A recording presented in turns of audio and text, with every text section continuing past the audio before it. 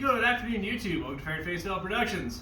So today we're going to be doing the unboxing and putting together of the GPX FSE 250E. This will apply to all of the GPX bikes for assembly. I'm going to try to do it a little bit shorter than some of the others that have great videos out there, like Lacar's ADV. I'll be hitting the big points, and we'll be fast forwarding through a lot of the assembly. So feel free to check out those guys if you need a little bit more details.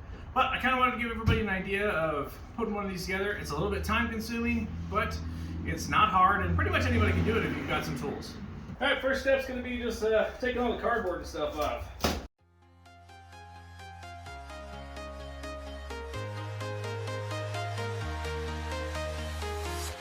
I'm walking alone, the streets are empty.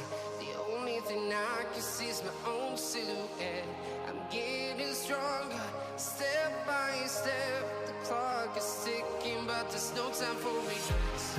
I've been flying from town to town, from London to Taiwan. I've been all around the globe trying to protect your soul. We are heroes tonight. We will fly above the sky. We are heroes tonight. Yeah. We are heroes tonight. We will fly above the sky. We are heroes tonight.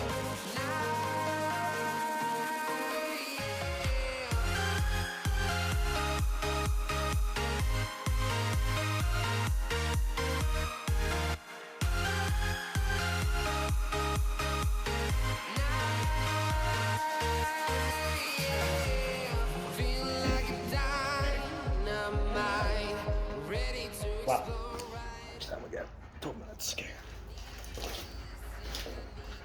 Alright, so once you get this thing up on a stand of some sort, I've found the easiest way is to stand it up while it's still on the crate, throw the wheel on, and then roll it off. I did not do that with the 300, and it was some sort of hell on earth. Some quick things that I wanted to note that are differences is that the TSE 300 or FSE 250E comes with a lead acid battery instead of a lithium. Kind of not a fan of that. From the factory, the brake caliper is put like on an upside down kind of thing here, so make sure to take that off before you put the wheel on.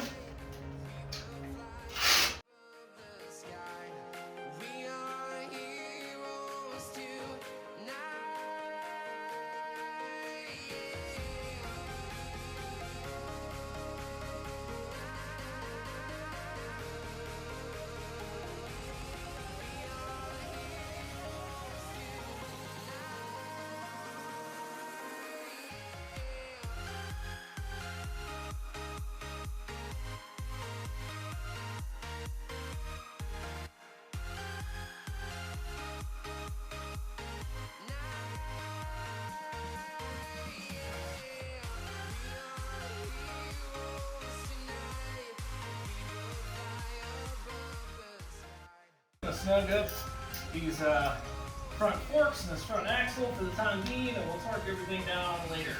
Next up, before I roll it off here, we're just going to throw the handlebars on here. The controls don't have to be perfect, but we're just going to put the handlebars on and line everything up, and then get her ready to roll off here. The brake fluid that comes with these bikes as well is absolute garbage too. Not sure why, but I would bleed the brakes before you do anything riding wise.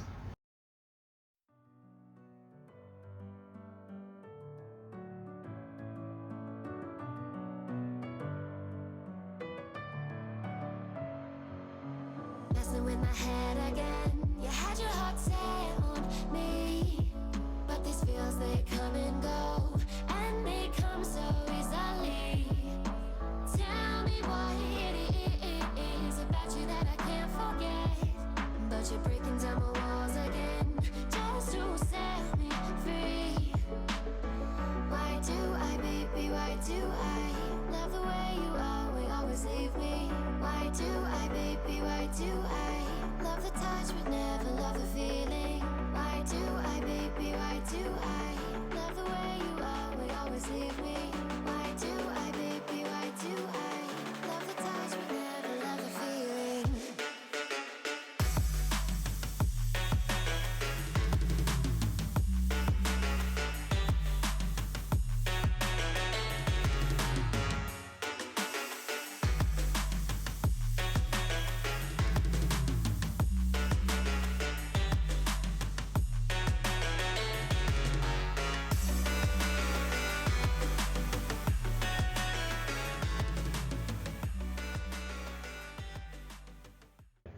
there. Okay, so now that we got the handlebars and kind of all the controls where I mostly want them, we can adjust them later. I'm going to go ahead and throw on the lovely front fender. So you want to do this first because there are two holes that the front headlight will slot into and then bolt down. So yeah, if you do the headlight first like I did on my last one, it's a little bit of a pain in the butt. It's not impossible though, so you put the front headlight on first. It's not the end of the world, but this definitely makes your life a little bit easier.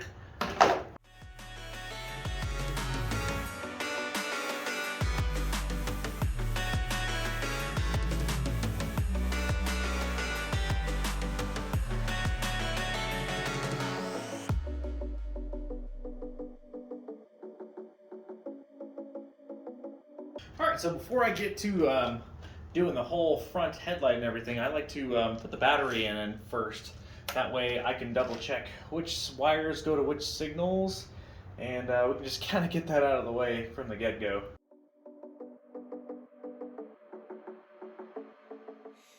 This has been probably my least favorite thing so far about the 250E is that it didn't come with the lithium battery.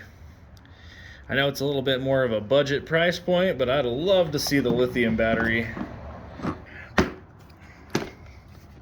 So there's a little clip on the back side of here that holds down the battery. This little plastic piece is like a battery strap. And because this battery is a little bit bigger than the lithium, it's kind of hard to get it into there without feeling it on the other side. So there we go. So I went by memory, and on the other bike, I think positive and negative on the battery when I put it in like this was different. So that was my stupid mistake, and I popped a fuse. But luckily they do give you an extra fuse in here.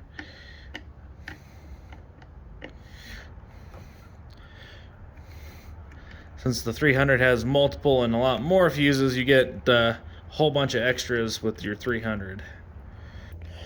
It's amazing how when you put your battery terminals on the right side that everything works properly. So you'll leave the seat off at this point in time after you get your battery in, because you're going to need to take off this side panel on the right hand side to get to your turn signals. Alright, so before you throw this on, I found that it's a little bit easier to put these turn signals on first. So, and a huge thing to do is make sure that you get the shorter length turn signals for the front and the longer ones for the rear. So these are, and you'll see an immediate difference when you pull them out of your little gray box, but you don't want to get them mixed up because these are not long enough to reach your wires in the back. Alright, so your orange one is your left signal and the blue wires are your right signal.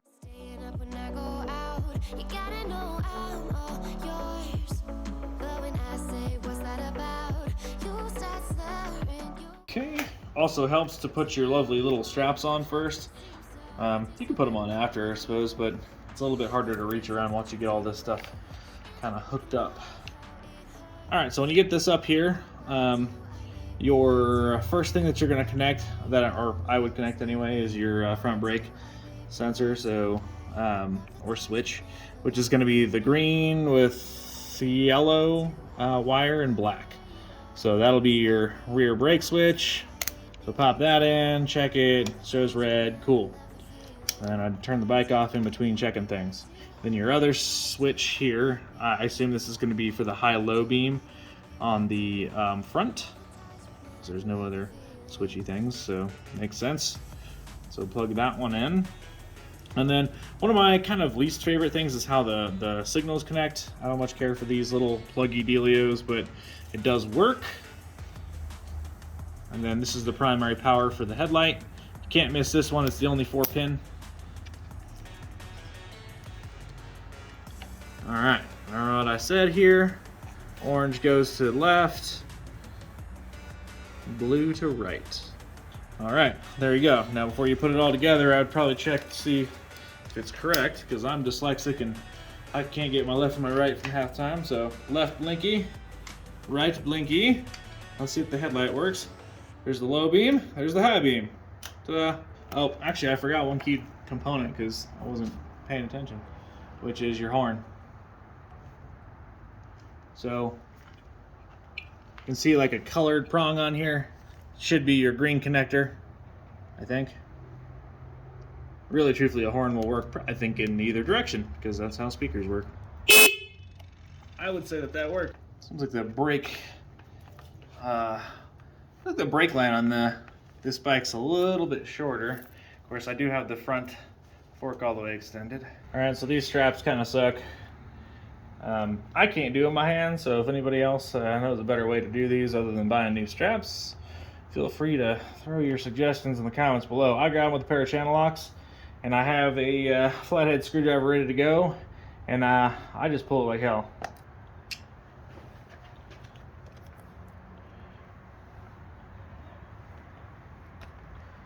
There we go. Ta-da!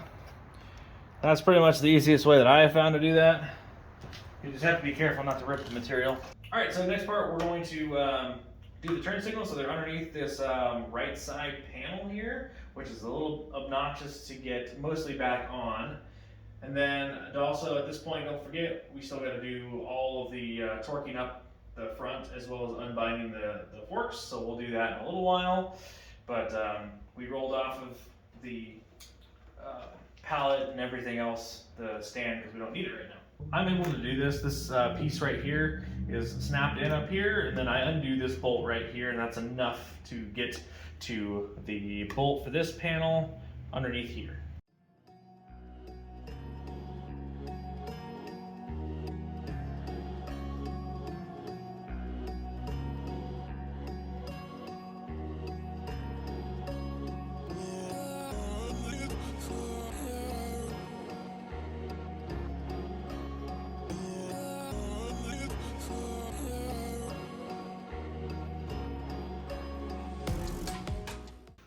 So you can see here, there are these ledges, lips, whatever you want to call them, that all have to slide back into these various different parts of this little box area.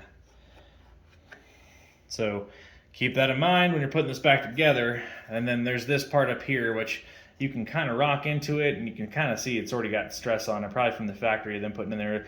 My 300 was the same way. This one you kind of got to bend and get it back in there. All right, you can see here, pretty simple. You've got your orange, blue, and green again. So left, ground, blue, which is right. And then you also, if you're gonna use it, there's two more spots here for your ground and power for the running, I guess, license plate light. I am not gonna hook mine up because it's a waste of power and one more thing to break, and there's really no point. Sweet. All right, so I like to put these on here first. Doesn't really matter which order I guess you do kind of a lot of this. The important things are to remember that there is a single hole underneath here. Okay, so we're looking at the underside, and the wires run along this kind of top side of this plastic subframe dealio. So you'll have to unscrew the subframe. It's the easiest way to get to all this, if I can get my camera to focus. And then you can see that we've got one hole right here. It's pretty small, but that's where all the wires go through. And when you take the screws loose, it's important to remember that not to put it through the screw hole, I guess, because I did that and I had to redo it. So just do as I say, not as I do, I guess, there. But very important to run it down that way because it keeps them out of the way, and then you don't have to worry about catching them or things falling out and stuff like that. So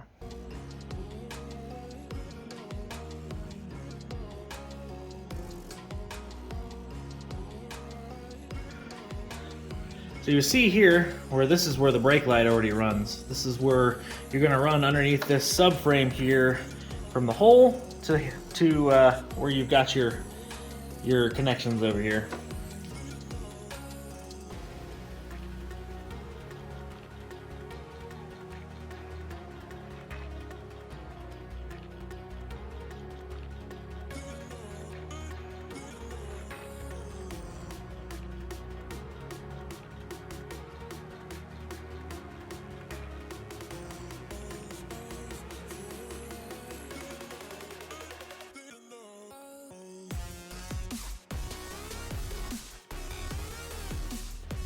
that's how she be.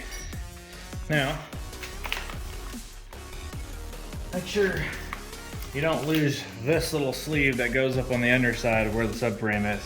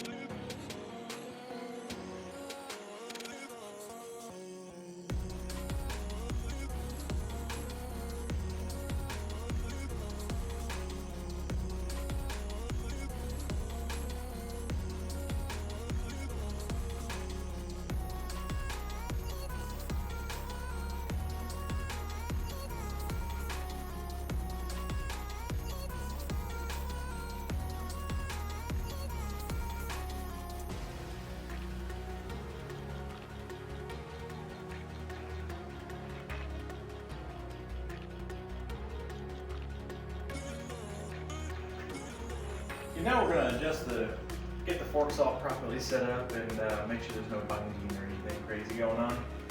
Feels pretty good as is, but let's get a double check. Hold that brake down.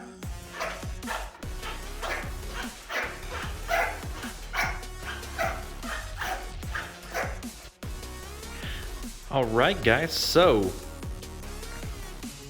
damn it. There you go. There is the GPX Moto FSE 250E. So I just finished kind of going through and torquing down everything that needed to be torqued down. Pretty simple.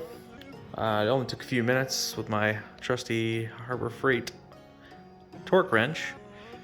But I did do some things off camera that I'll explain real quick, just in case you get stuck on such items. So the seat, if you have a lot of problems getting this seat on and off because of the double screw button thing that it has to screw or slide up onto, I have a lot of problems with the 300 over there. I don't know what's different.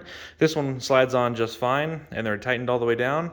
The 300 does not. So the 300, I put some washers underneath the rear one, and that makes this seat slide up on there really easy. So that's one thing that you can do if you need to. I also put the hand guards on. Don't like these. They'll be coming off. Probably be getting some tusk chub bars at some point too. But if these are all floppy and flappy, you can't tighten this screw down too much, otherwise these levers won't move. The real way to do this, which is a KTM thing, I guess, is that you zip tie around. There's some slits in the back of this. So that'll help you out quite a bit. It'll at least hold it on there for the short term. The other side's the same way. This side is definitely more finicky. You cannot tighten this down very much at all, otherwise the brake lever won't move. I decided to leave the disc guard off on this one just because I want to see how it'll hold up on the 300. I don't think it's going to hold up very well, to be honest. So yeah, we're just gonna leave it that way. I also routed my cables a little bit differently here, so I would definitely do this. Or if somebody's got a better idea. So one of the biggest problems is that the speedo cable, I guess, gets pulled out with the up and down motion. So I left some slack into this so that it's got room to move up and down. But on the back side, where the caliper actually is, I zip tied the actual speedo cable to the brake line so that it doesn't accidentally get caught in either the brake or the wheel. So I've seen some people post that they did that. And yeah, just gotta make sure that doesn't happen, I guess. Or try to. There we go.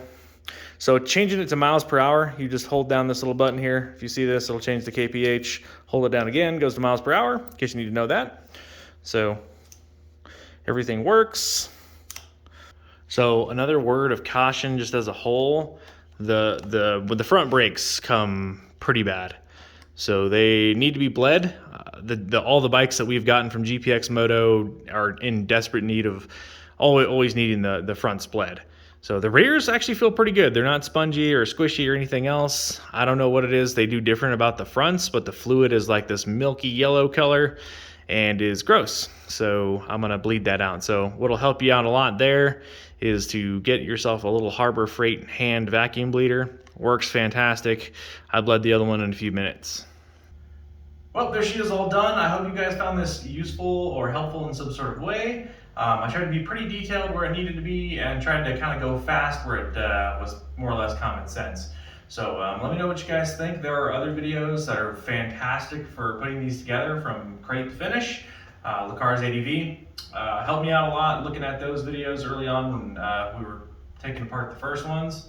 So you always kind of learn something new when you put one of these together. The process really isn't too bad. It's not as hard in most areas as it seems. It really does help if you have a buddy to help you out, especially just kind of getting the bike up onto a stand or something. Although if you have a hydraulic motorcycle lift, even a cheaper Harbor Freight one or something like that, that helps quite a bit because there's no finagling. You just roll it under there, jack it up, throw the wheel on there, no big deal.